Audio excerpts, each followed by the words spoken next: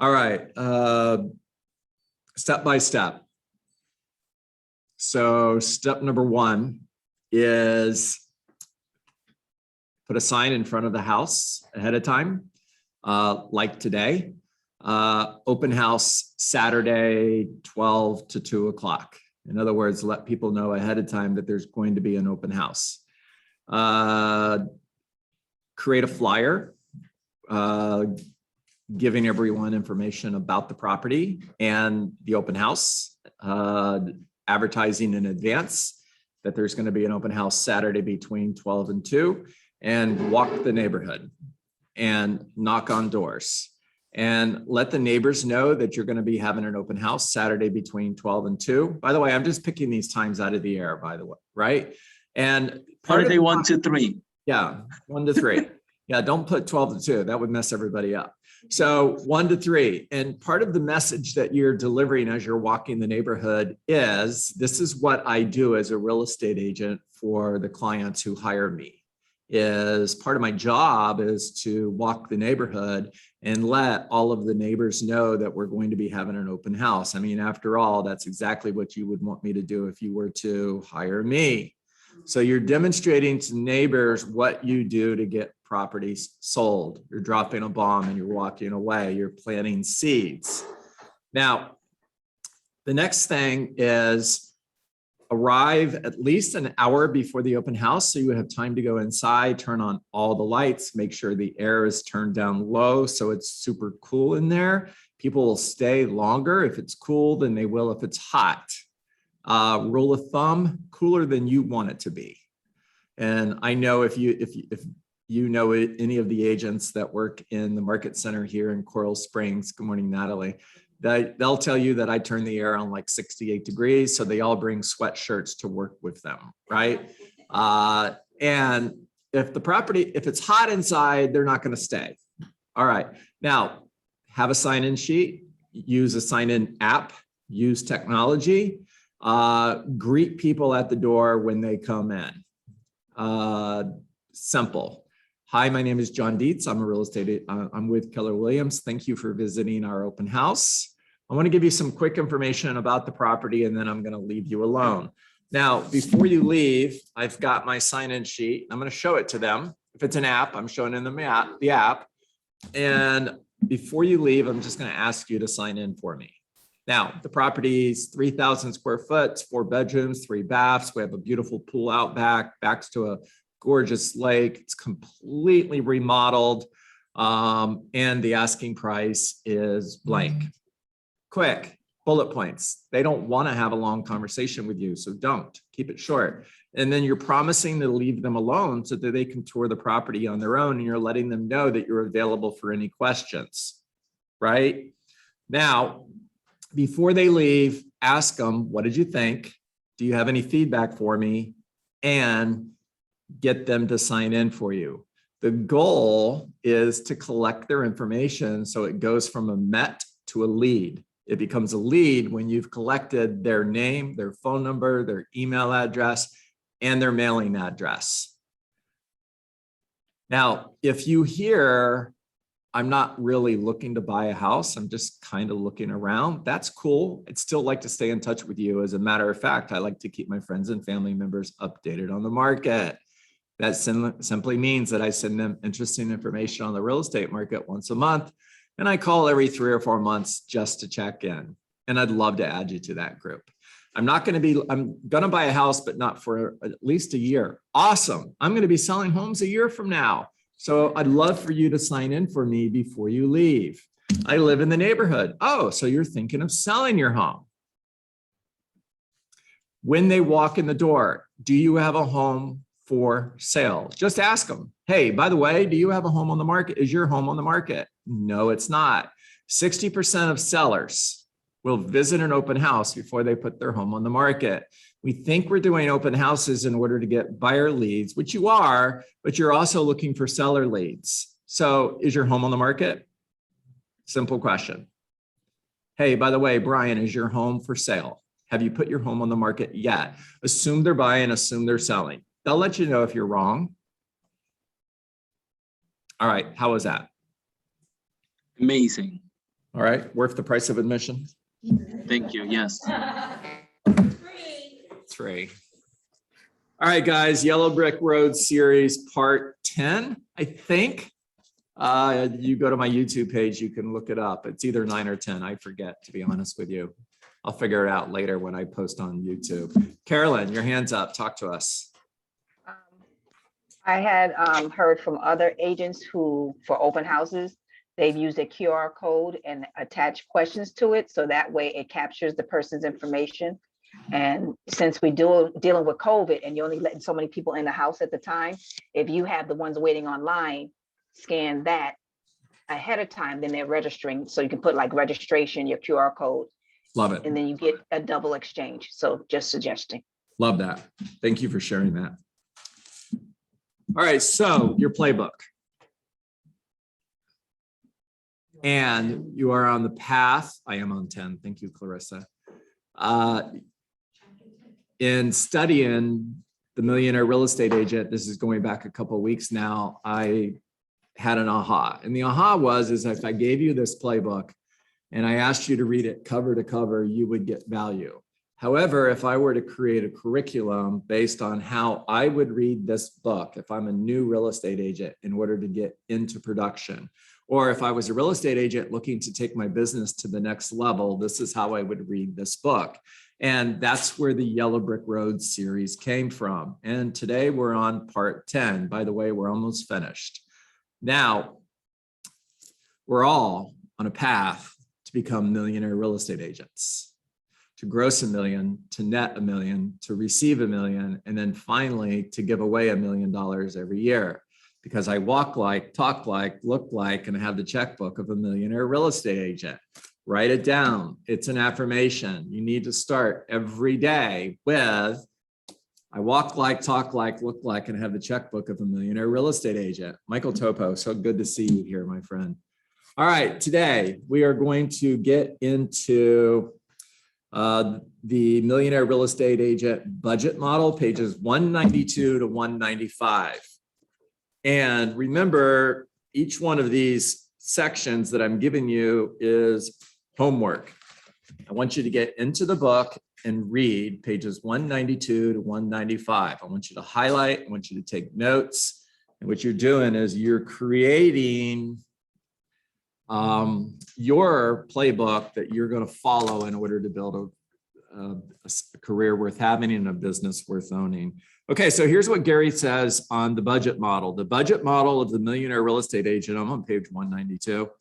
The budget model of the Millionaire Real Estate Agent is a more high-level look at your spending. If you look at figure 40 on page 193, there's your map. Make a copy of that. Put it on your desk. Make sure you're looking at this every day. I don't know how many of you look at your checking account every day. If you're anything like my wife, you look at it every 5 minutes, right? You pay attention.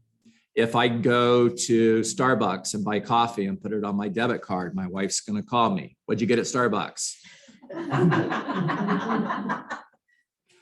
True story. I love your wife. Yeah. You want her? Yes. Oh, shoot. Ooh, you in trouble? I'm so kidding. I love Monica. So pay attention. Watch your budget. It's a scoreboard. Don't look at this as a chore. Make it fun. Gamify your real estate business and then play to win. The budget model of the Millionaire Real Estate Agent is a more high-level look at your spending. What it does is highlight those areas where your focus and attention will pay the highest dividends. The Millionaire Real Estate Agent budget model is divided into 2 broad categories: cost of sales and operating expenses. Now, to be the most effective you can be and get the most out of these investments, you should be able to explain why every budget item is there, why it is a certain amount, and exactly what you expect to receive from it. The bottom of the page, your cost of sales reflects the actual cost of capturing and converting your leads to sales. It is an expense that's directly related to the sale of a property.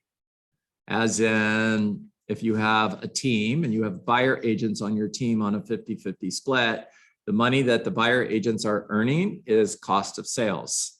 If you're paying a referral fee to an agent for an incoming referral, that referral fee is cost of sales.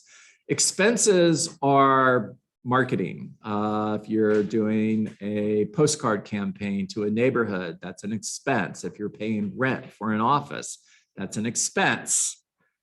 It's all of the expenses that you have, whether you sell a property or not. If you have an administrative assistant, their salary is an expense. All right, I could keep going, and you've got a chart of accounts that you can follow.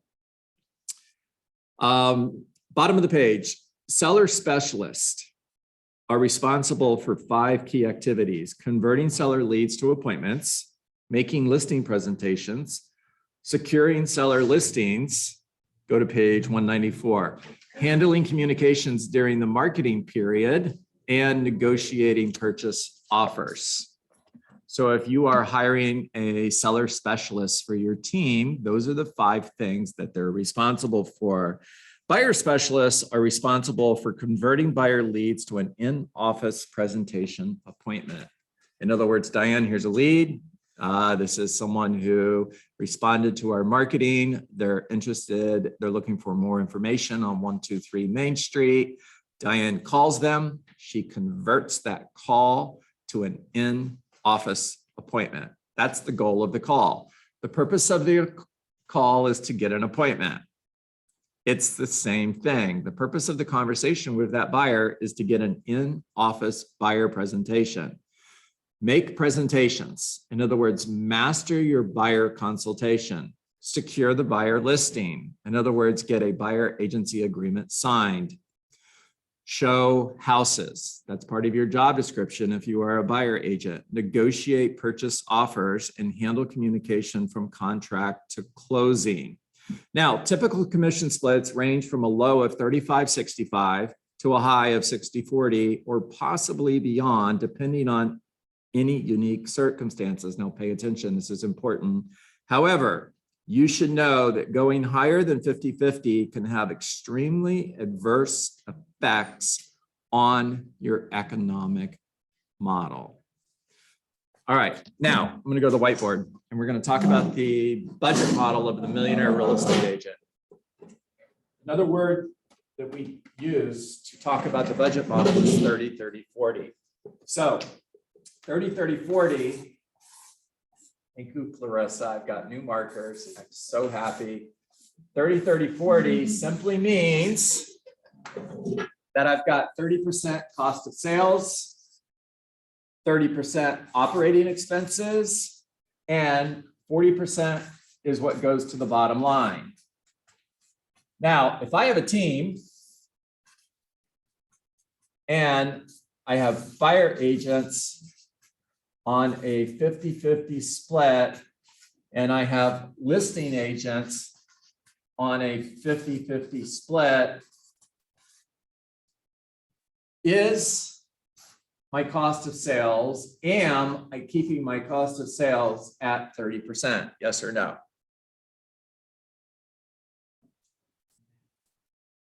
Well, yeah, Trisha, you're right. You're shaking your head no, and you're absolutely right. I'm not. I'm not, because this is your team, and a 30-30-40 consultation or a 30-30-40 audit with a millionaire real estate agent sounds something like this. So Diane, in the last 12 months, what was your gross commission income? Now let's just say Diane says my gross commission income was, I'm going to keep the numbers easy so we can do the math. My gross commission income was $1 million. Outstanding. Is $1 million in gross commission income good? Say yes. Yes. Yes. So the next question I would ask Diane is, what were your cost of sales? Now, if Diane's not with Keller Williams, if she's with another company, she probably isn't going to even know what I mean when I say, what was your cost of sales? So Diane, how much money did you pay your buyer agents and your listing agents? And Diane says, oh, yeah, yep, I've got that. I paid them $400,000. Okay, so your cost of sales was $400,000. Cool. Now, Diane, what were your expenses? Again, what I'm probably going to hear is, I have no freaking idea. Normal, because they're not paying attention. B, Monica, look at your checking account every 5 minutes. Pay attention to your business, pay attention to your expenses, do a monthly profit and loss statement. You know, there's 50,000 real estate agents in South Florida, real number. And let's just say 1% are earning $1 million or more. Now, 1% of 50,000 would be 500. Of those 500, how many do you think, percentage-wise, what percentage of those 500 would you guess are doing a monthly profit and loss statement? 10%. Yeah, you know, everybody said 10%, right? 80-20 rule. At the most, it's 20%. And every one of them should. I mean, it's a business, right? If you owned a business and you hired a CPA to keep your books, what would they require in order to complete a monthly profit and loss statement from you? They would want, give me a list of everything you spent money on. Everything, right? So at the end of the month, you know exactly how much money you spent. Profit is how much money you made minus how much money went out. What's left is profit. Now, let's just say Diane did her homework because she knew we were going to have this conversation when we met. So she has the answer. By the way, if she has an assistant, I'll ask her assistant because Diane's a rainmaker. She has no idea. Her assistant probably knows. So I asked her assistant, what were Diane's expenses in the last 12 months? And she says, yeah, you know, they were $400,000 as well. Okay, cool. So your operating expenses are $400,000. Your cost of sales are $400,000. And what's left is $200,000. Remember, the model is 30, 30, 40. Right. Is this the model? No, it's not. It's not. As a percentage, how much money was left at the end of the year? $200,000 is what percent of $1 million? Come on, guys. 20%. This is easy. Say it again, Brian. 20%. So we're taking 20% to the bottom line. When the model is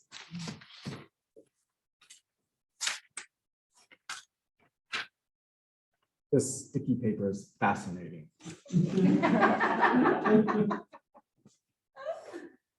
When the model is 40. Now, what's interesting about this, guys, is when I'm having conversations with real estate agents, 90% of them don't even know this. They don't know until we've done this exercise that rather than making $400,000 or 40%, she made $200,000.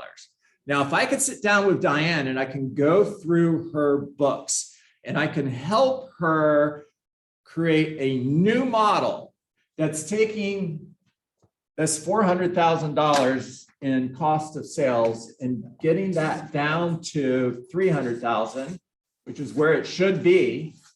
That's the model. That's 30%. And I've helped her get her operating expenses down to $300,000, which is 30%, which is the model, which is where it should be. Then we've just taken Diane from $200,000 to $400,000. Now, Diane, if I'm able to do that for you, are you, and you're a Keller Williams mega agent, and I've just helped you double your profit from $200,000 to $400,000. You're making an extra $200,000 a year. Are you ever leaving Keller Williams? No. If I were a competitor and I wanted to write you a bonus check to join my company, and I said, Diane, I'll write you a check for $50,000 if you'll leave Keller Williams and join my company, are you coming? No. Why would you? Yeah, well, you know. You're earning an extra $200,000 because I took you through the 30-30-40 audit. I helped you self-discover that your expenses are out of line, that your cost of sales are out of line, and we've added $200,000 in profit to the bottom line. You're never leaving.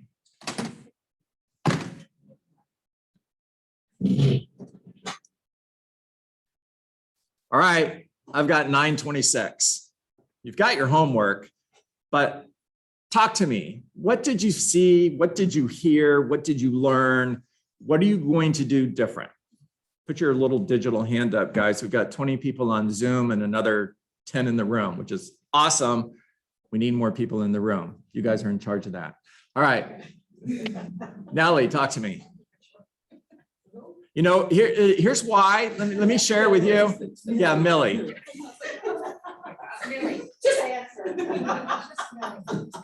Can we make a deal? All right. No matter what name I call you, will you just answer? Please. I'm getting older and there's more of you. Millie. Yes, so what I was gonna say was, pay attention to your monthly expenses, was really important. Like if you got ahead of it sooner, Yeah. Yeah. What's easier? Watching your expenses and keeping those in line, or increasing your income? Oh, watch your expenses, sorry. Yeah. Watching your expenses and keeping those in line with the budget. 100%. Clarissa, Carolyn, coming to you next, and then Michael Topo. Yes. I like what she said, but instead of getting ahead, you are ahead, because if you plan it, you already know what should be your expenses, what should be your cost, and what should be your profit. Mhm. So don't try and get ahead, you stay ahead by doing this first. Yeah.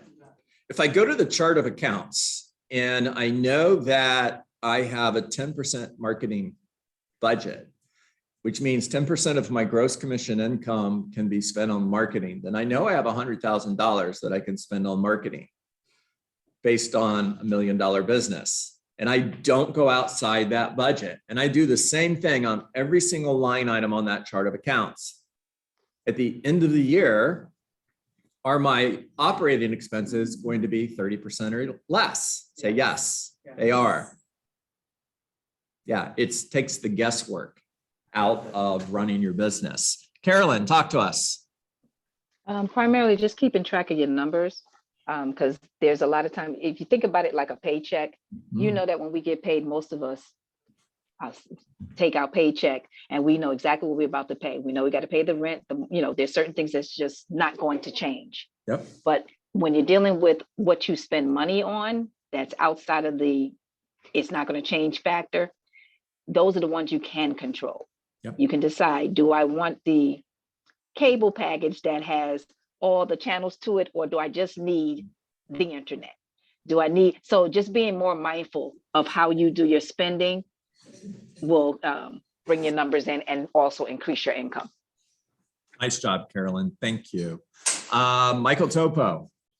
Brian, you're next. Good morning, John.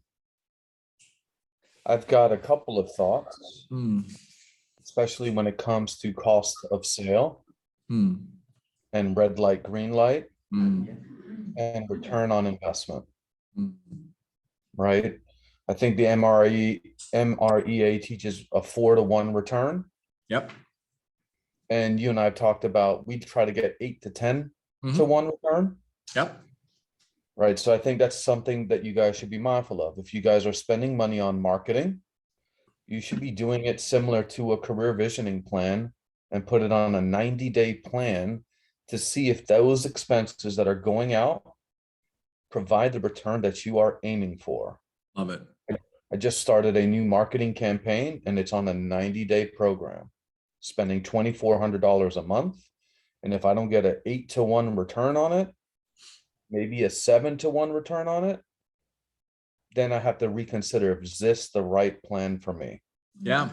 And Michael, if you are getting an 8 to 1 return on a marketing campaign, Yep. what would you do next? Oh yeah. And then we keep it going. Maybe spend more money on That's that, right. on that campaign. Maybe I'm going to That's stop right. doing this because I'm getting a 2 to 3 time return on it. I'm getting 8 to 10 time return on something else. So rather than doing this, I'm going to do this. I'm going to spend more money on this because I'm getting more back. That's right. And I only know that if I'm paying attention. That's right. And be Monica when it comes to this. She's going to love that. She should. She really should. Brian. John, the thought that I had was, I don't know if people are overspending. I have a feeling most people are underspending. So they don't invest in staff, they don't invest in buyer's agent, they don't invest in marketing enough.